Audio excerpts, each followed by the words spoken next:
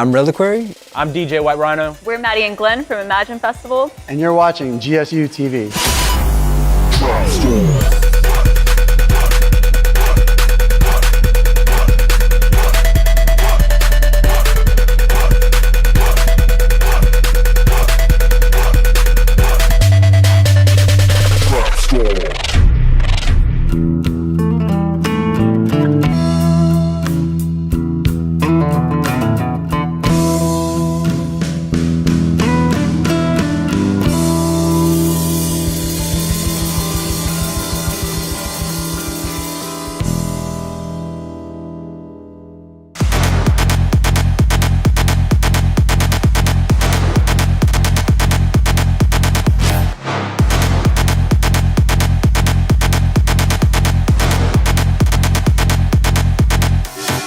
Well, it's September here at Atlanta Motor Speedway, and you know what that means. It's year 5 of Imagine Music Festival.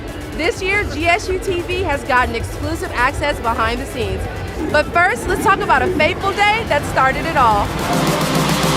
I had a friend that was working at a local bar club, and it was a great opportunity for me to learn the business with that long-term goal in mind of opening my own place at some point. And so that's when I became a bartender, and I just happened to be at the bar at Cosmo Lava, and this beautiful girl walked into the bar. She stood there for a minute. I said, you know, a great pickup line, "You're cute," was the extent of it. It wasn't much, but somehow, some way, I fooled somebody, and I can't. He was 2 hours late to our date, but I stuck around. I was so nervous. You got lost. It was literally 5 miles from my house. I lived in Howell Mill, and it was Taste of Atlanta was in Atlantic Station. I'm driving around, like, kept missing the turn. I'm like, oh my God, I keep missing that. It's like right around the corner. I'm like trying to get my hair perfect and doing push-ups, you know, whatever, to make myself look good. It's just hilarious, you know. Typical guy stuff, I guess, for the first date. So I was about to leave, and then I said, no, don't leave. And then like, it was perfect timing. We ran right into each other, and I saw him. I was like, gosh, he's a lot cuter than I remember. You know, we pretty much knew from there that it was a match made in heaven. Yeah, it was nice.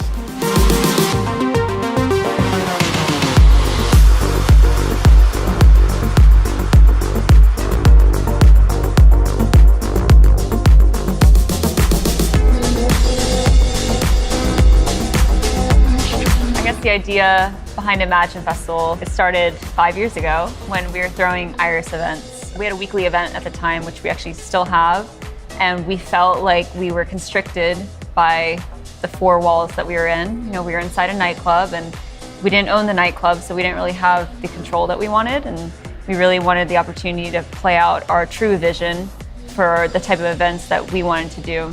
So she's always had these visions of mermaids swimming in front of the stage and things like this, and she's always been the creative genius sort of behind the marketing and the graphics.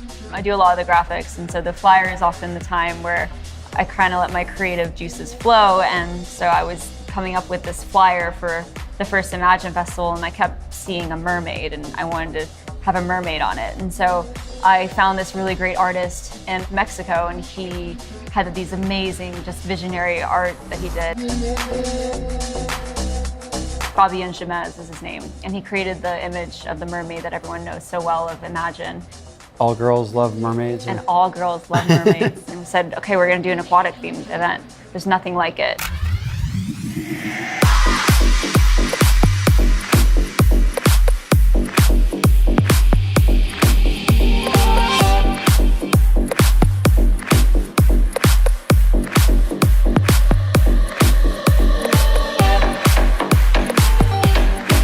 Year 1 was a huge challenge. It was very complicated. We had never done our own festival before. We'd been a part of a few other festivals, producing stages at Counterpoint. We produced some stages at Sweetwater 420 Festival here in Atlanta.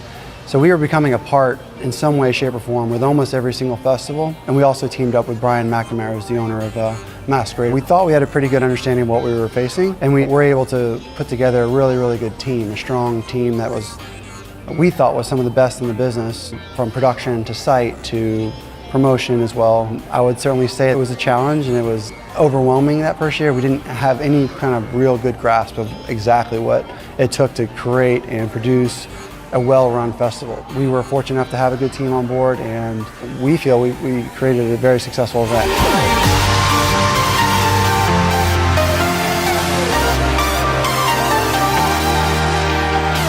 talking about where it started was very humble beginnings. We were in the Masquerade Music Park area. 3 stages that started off with the main one being in the center of the park. You had like the local stage in the very bottom right in that little amphitheater area. And then the actual Masquerade Music Park, there was like the weird trance music and experimental vibes and things like that on that stage. And so that led to year 2. Year 2 we felt was one of our best years to date. We got acclimated to the site. We felt like we ran it really efficiently and really well. And I think that second year was a really, really good year for us. We doubled our attendance. We doubled our attendance from 5,000 to 10,000 that second year. And we felt like we were really moving in the right direction. And then we find out that the whole area is being redeveloped. So we have to move. Moving is always a real challenge for a festival. And when you do move, it's almost like starting at year 1 again. So that's where, when we had to move, we said, well, we're gonna make this big move this one time and we're never gonna move again. To see them going from just a day festival ending at 11 o'clock, having to throw after parties afterwards, no camping, to a 4-night now camping festival. I have thousands upon thousands of attendees per day. I mean, that's just awesome. And the best part is, you know, talking about something that I like the most would be that it's still a homegrown feeling festival.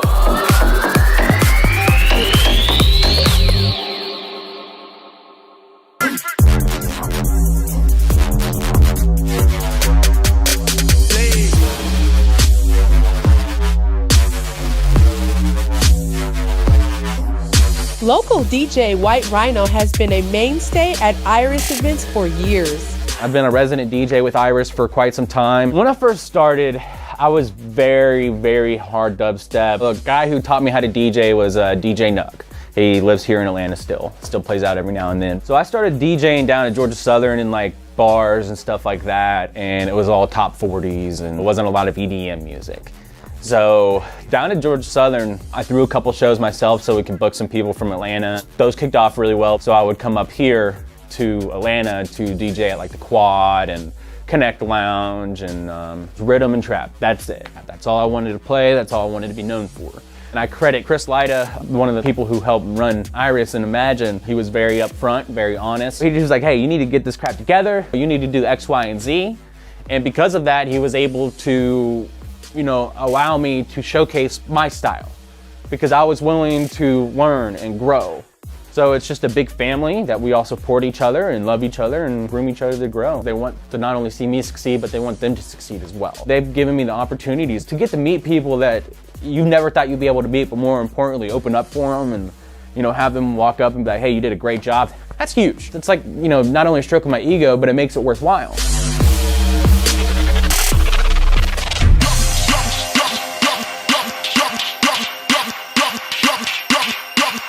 Bear Grillz, a sensational DJ currently on a worldwide tour, brought his best beats to Imagine. We caught up with him before he took the stage. I love Atlanta, to be honest. All the venues that I've played here coming up, to be able to play Imagine for the first time, I'm actually really excited. I've seen the crowd out there and it looks pretty good. I really like to give the crowd like what I call peaks and valleys. So, you know, they're up, they're high energy, then it comes down and they can rest and they can sort of feel the music and enjoy those vibes, and then it's right back up to raging again. Come on, ATL, let's go!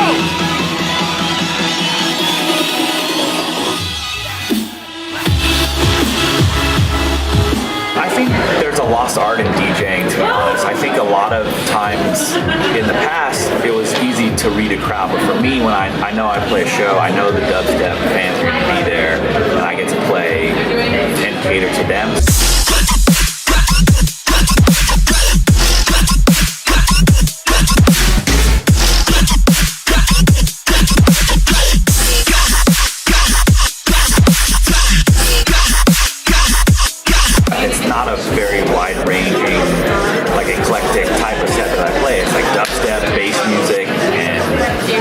So I do change my set from show to show, festival to festival, but it's almost, when I tell people who aren't in the scene, it's like you go to see a Red Hot Chili Peppers concert, they have a set list of their songs. I kind of have a skeleton of songs that I know I want to play, and then I kind of, you know, vary it from that. So it's always the same, but it's always different at the same time.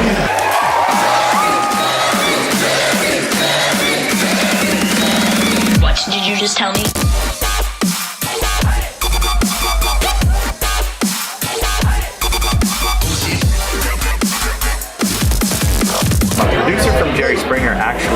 contacted me first, and the original idea was to have me come on the show in the suit and have two girls fighting over me. So they were gonna fight over me and fight over my real identity.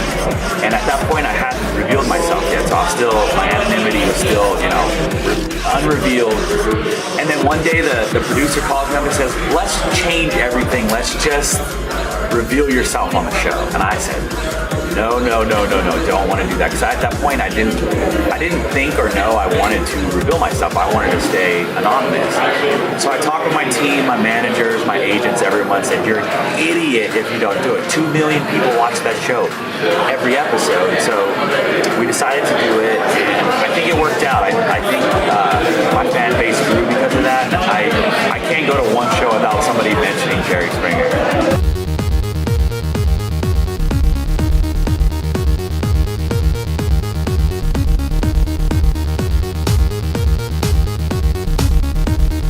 When Imagine first started, you pretty much knew what to expect, a steady diet of drum and bass and trap DJs. But as the festival has grown, so has the fan base, and they wanted more variety.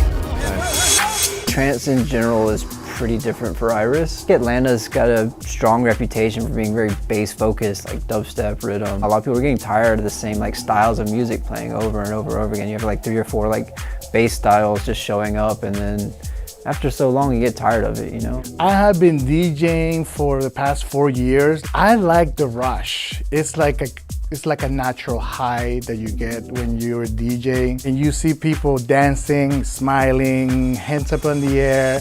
It's like a natural high that you just, I don't know, it's very difficult to describe. One of the great things about dance music period is it's so broad and diverse. It's so many different styles and genres. It seems like there's a lot of people moving more towards the typical 4 on the floor, housey styles. I like to play hard tracks, very energy tracks, some uplifting trance. You see a lot more house, a lot more trance. Even at places like Iris or the big major clubs that would never book anything essentially other than bass artists are bringing in trance acts every now and then again, big house names again, and it's good to watch because that's really what speaks to my heart is that those styles more than the bass styles. And Imagine and Iris have been doing a great job, taking their leadership in bringing excellent trance acts, especially this year. Hopefully it keeps going with that trend. That's what I'm hoping for. Fingers crossed. The Goodhands and the whole Iris family, they're so supportive of the local scene. It's kind of difficult to imagine, for no pun intended. Some of the things that have contributed is the group that I belong to, which is called Unity. Unity events have for the past several years took them upon themselves and bring DJs that have not been mainstream per se, but the trance fans know who they are. They're big in their own. Nowadays, Iris is bringing DJs and they're seeing the fans are going there. As a fan, not as a DJ, but me as a fan of trance, anytime that there's a trance act, I go. So I know there's a lot of friends that anytime there's a trance DJ, they go because we want the trance to keep coming to Atlanta.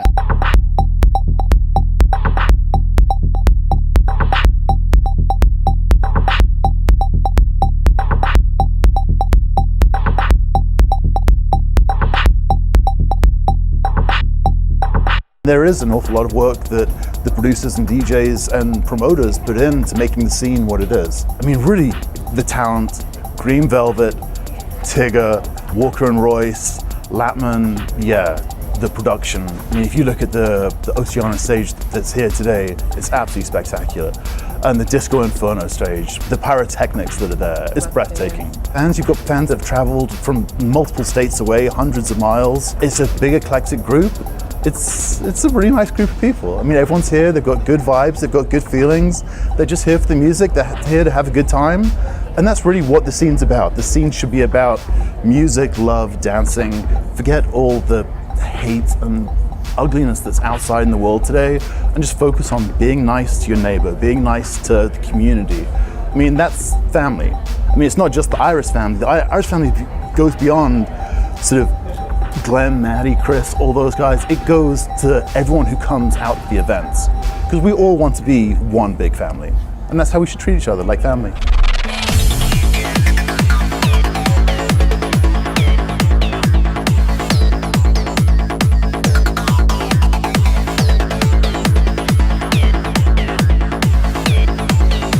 Local DJs form the backbone of Imagine's lineup, but it's legends like Paul Oakenfold that make Imagine a memorable experience.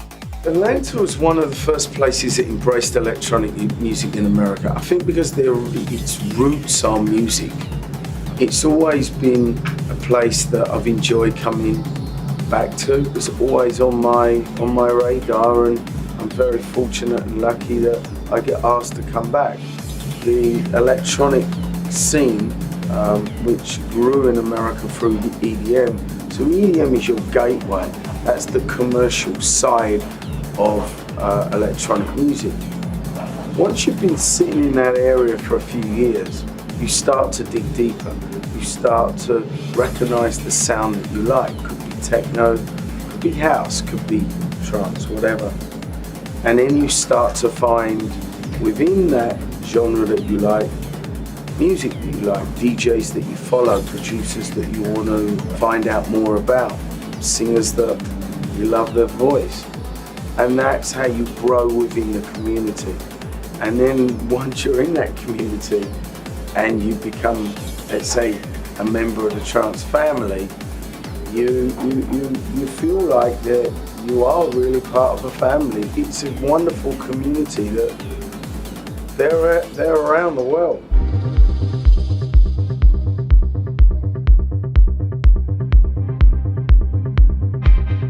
I was asked to perform at Stonehenge, which is one of Britain's iconic venues. It was to bring awareness really to what English heritage are trying to do.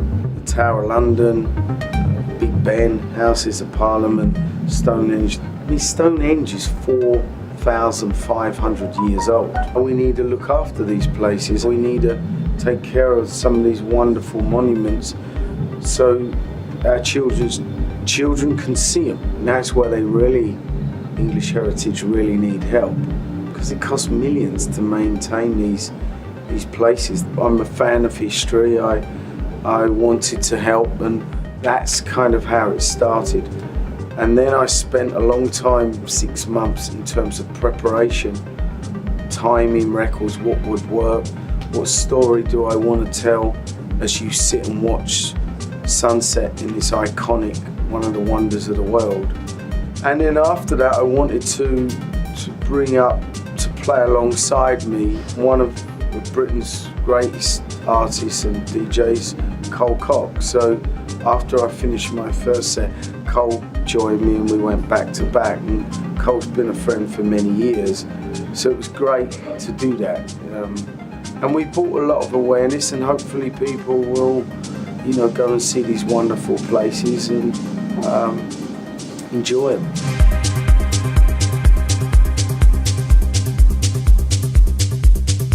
No one can really tell you what the future is. What I can tell you is internationally it's becoming more and more popular. A lot of my colleagues are spending as a community more time in China, more time in India. It's here to stay in a big way. It's not going to go away. Like every music, it may drop down in terms of its popularity, but it will always be there.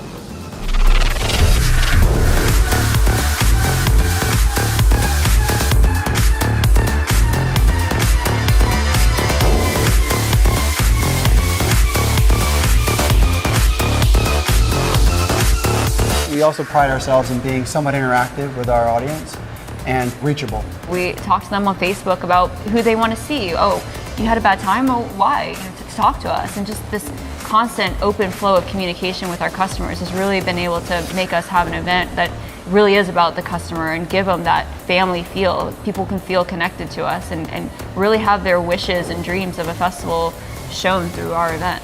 Creating this festival is really the impossible that happened. When we created Believe in creating this venue, it's just another one of those dreams that we've all of a sudden made possible. And I think it's really about inspiring people to go after their dreams and not give up and be persistent and honestly believe in what they want to do. And I think when you're in college, this is the time to really think about what your passions are and what inspires you, and don't set any limits for yourself. I've had my eye on this building ever since I left. All along, I've always had my eye on it. It always had some sentimental value to me. And one of my friends told me that the lease is about to expire. There was some other stuff going on at Rush Lounge. Brookhaven was changing, and the timing was just happened to be perfect. In the beginning of Imagine, we were starting to look for our own place. So we had been looking for a while. We were in no rush, and no pun intended. And so it's just getting started here. We're super excited about it. It's really more that we're part of the community, and we came from this community, and I think everyone just always saw our vision and understood what we wanted to do, and just felt like that was something that they wanted to get behind. It was really kind of a movement that we started here in Atlanta to even branch into EDM and do these big festivals. And Atlanta hasn't really seen that before, and I think it's something that got people just really excited. And a lot of the youth, I guess, that comes to some of our shows, I think that was one thing when we started doing our events, is that we wanted to be good role models for these kids, and really show them a family. If they didn't have it, here you can join our family, and we're here to support you and help you and help you grow as a person and find yourself. And I think that's really what it's all about.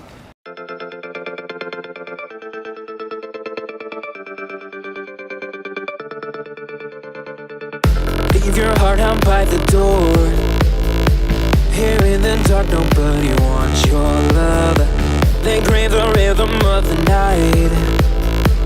Under these lights, whatever's wrong feels right. We go all night, we can go all day if you dare, dare.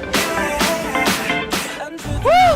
I am exhausted. Imagine has been non-stop energy from start to finish. We hope you've enjoyed the music, the amazing people in the Imagine family. I'm Chanel Janvier, and we'll see you soon.